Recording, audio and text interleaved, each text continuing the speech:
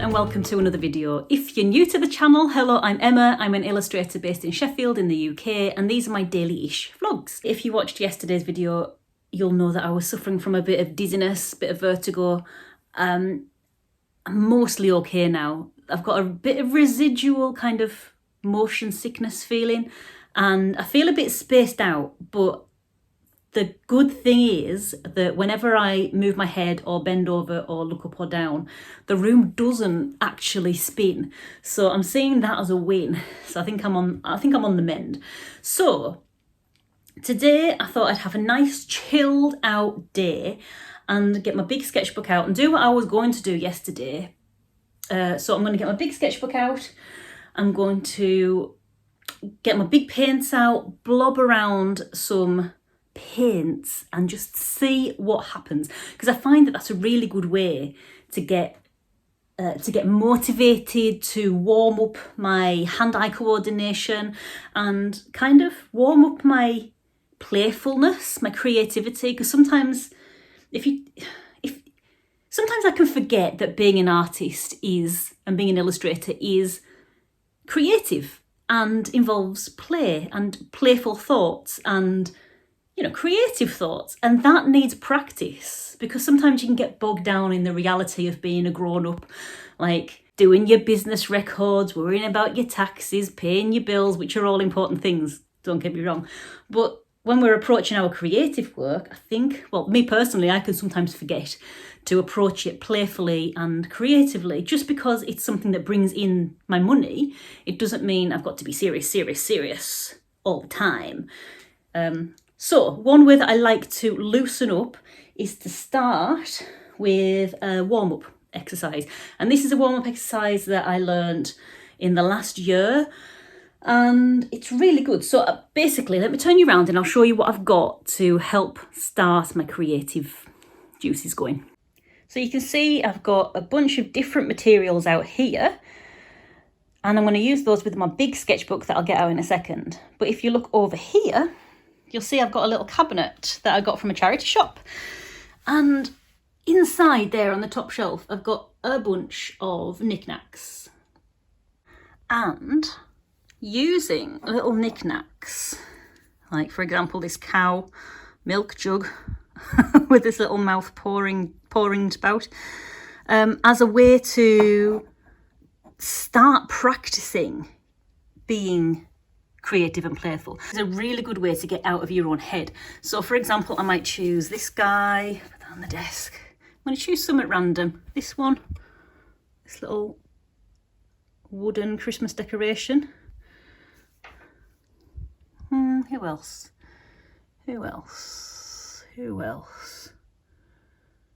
Maybe Toby Jug. I've never drawn Toby Jug before. Anyone else catch my eye? Oh, maybe lion. Looks like a 1970s lion. So now with my big sketchbook, so this is an A3 one, which obviously when it opens up, it opens double to A2. I'm going to get some materials and I'm going to quick draw these. I'm going to maybe set myself little timers for like 30 seconds, 1 minute, 5 minutes. And actually, I think this is something that I got from doing the Good Ship Illustrations art clubs. So if you want to check those guys out, you can find their Instagram. If you search Good Ship Illustration, I'll also put their Instagram link in the video description. So go and check those out. They save all of their art clubs and they're a really good way to loosen up. But basically what I'm going to do is what they do. I'm going to time some sketches with these guys and just see what turns out when I'm put under a time pressure, when maybe I'll limit my materials. So maybe I'll choose something very kind of messy and blobby. And I'll just see what happens. I'm gonna loosen up, not treat it in a kind of serious, it's got to be beautiful way. I'm going to use these guys as my inspiration and just play around. And then as an extension to that, you don't just have to draw them as they are. Once you're used to how they look, you can make them into little characters. So make them do things. So you can make them jump, skip, hop, cry, shout, roll, whatever. And that is good practice in making an inanimate object animate. Is animate a word? But you know what I mean. It makes you practice the kind of character side of the illustration. So then when you come to do it seriously, you've already practiced how to make something laugh, cry, jump, skip, hop. So that's what I'm going to get to now.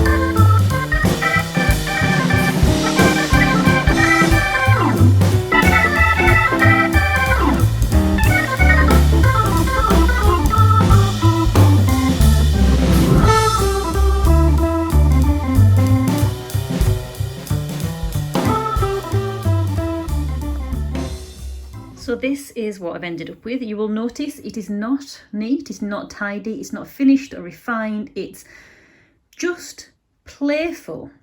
And now I feel nicely warmed up to start some projects, which I've got, I don't know, I feel like I've got my eye in now, if you know what I mean.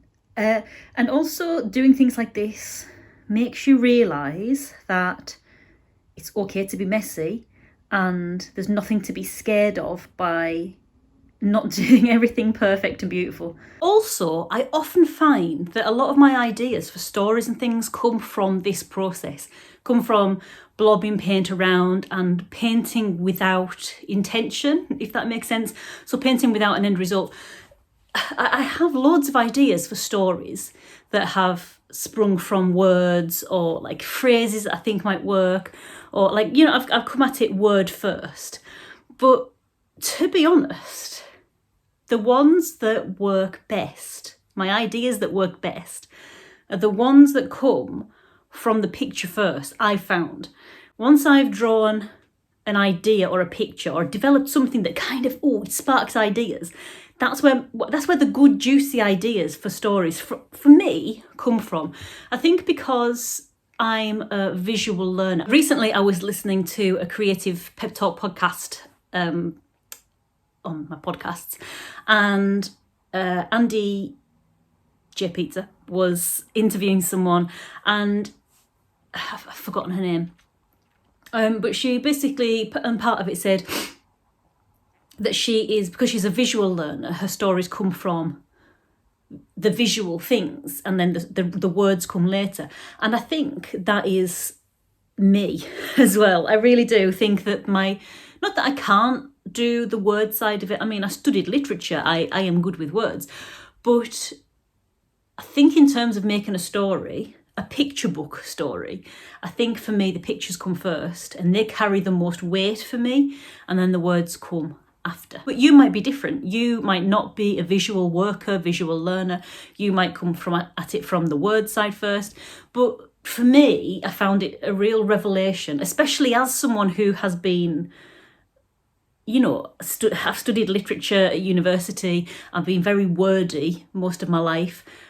It was a revelation, and it's only one that I've come to relatively recently, that it was a revelation for me that my best work comes when I work on the images first, and the images being the anchor that I can mould the text around. Obviously, I kind of need both, but yeah, it's relatively recently that I've come to the conclusion that that's how I work best. So all of those ideas for stories that I've had, that I've written down on the notes on my phone, most of them don't really come to anything because I've got the words are juicy, but I can't picture it feels really contrived, adding illustrations, making up an illustration to fit the words. I don't know, I feel like the best ideas that come from me come when I make an illustration. The words just flow. I think because I like making up stories for things. I've always been that kind of kid who would see an object and make up a little story about who it is, why it's there, why does it look like that? Is it scared? Is it not? So I think when I draw, my brain naturally slips back into that kind of storytelling narrative. So I think the images for me are a real catalyst for starting the story. So doing things like this big sketchbook, it might seem, if I'm having one of those days when I might be feeling a bit mean towards myself, it might seem like I'm wasting my time. What am I doing wasting my time on all of these messy sketches? But actually, my juiciest ideas have come from working just like this.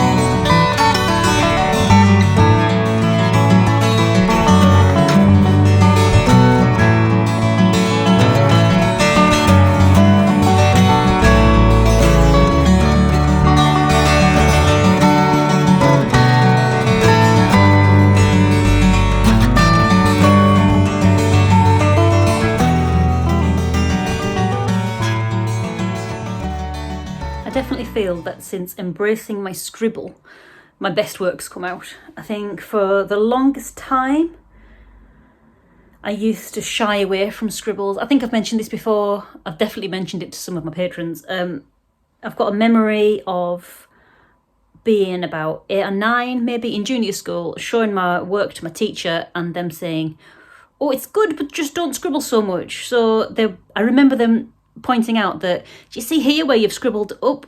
You've coloured in going up and down, and then you've coloured in going side to side. That's messy." And I remember literally from that moment, and I didn't realise until I'd started to kind of dig into my past and like, why do I draw the way I draw and all that kind of stuff, that was one of the key moments in my angst around art, which it should be fun, really, shouldn't it? Not that I'm saying it's not a skill to learn or, it's not important enough to be stressful. What I mean is that when you're a kid, art is fun. And I think it really was that moment. And he wasn't meaning to be nasty, but from that moment that I started to become really self-conscious about mess that I was creating in my art, and like, what if people think that I can't do it? And now I've spent a whole year, 2023 was me unlearning all of that uptightness, and relearning how to be loose and messy. And I feel like I'm just about getting it back. I'm just about there. And the characters that I'm creating in these books are... Oh, I love them. I love them. I love them. I mean, there's still a way to go. It's a rough book for a reason. This isn't an end result, but I am so much happier with the loose work that I'm creating than I ever was making very realistic landscapes and stuff like I was previously. So anyway, it's definitely time for lunch. I've pushed through for as long as I could so that I could get a bit of work done, a little bit of play done in the light. But now it is definitely lunchtime, so I'm going to go and do a bit of self-care and sit down and have soup and a sandwich, which is my favourite thing now. And yeah, I'm going to go and enjoy this, let some ideas percolate. I'm going to take my notes with me. So I've got my little notebook that I'm going to take downstairs. Any ideas that I get from this, just going to get scribbled down in there, stress-free. I'm not going to push any ideas though, just so you know. The way I work now, I'm very loose with my ideas and my structures and my paintings. If the ideas come, they come. If they don't, I'm not going to force them. I'm not up on a time scale. And if no ideas come, I'll just do more playing like this. And hopefully the playful aspect of it will let my brain work in the background. It's something that I found works quite well recently. So kind of switching off my brain to, you know, to the mode of trying to work out what's happening here and just let it happen.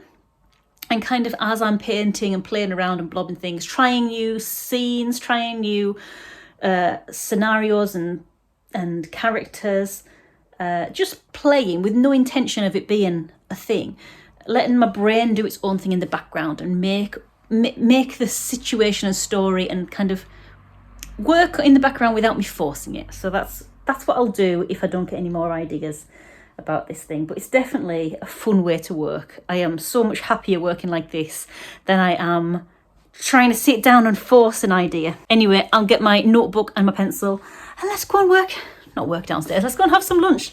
And then if any ideas do come, I'll be ready.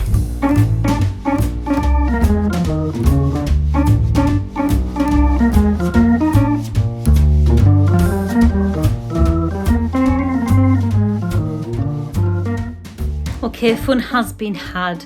After lunch, I did a little bit more work. I didn't film it because I was working alongside my sister over a FaceTime and I just wanted to have a chat with her. So I didn't film that bit, but I did do just another double page spread of, you know, the same thing, blob and paint around and having fun. And it has made my brain work and I have got some ideas generating in the background. Nothing solid yet, but you know, you've got to start somewhere and this is where I've started. So this is where I'm going to leave today's video because Rolly is in my art bag and I think he's trying to get my attention. I think he wants feeding. So this is where I'm going to leave this video today. So until the next video, bye.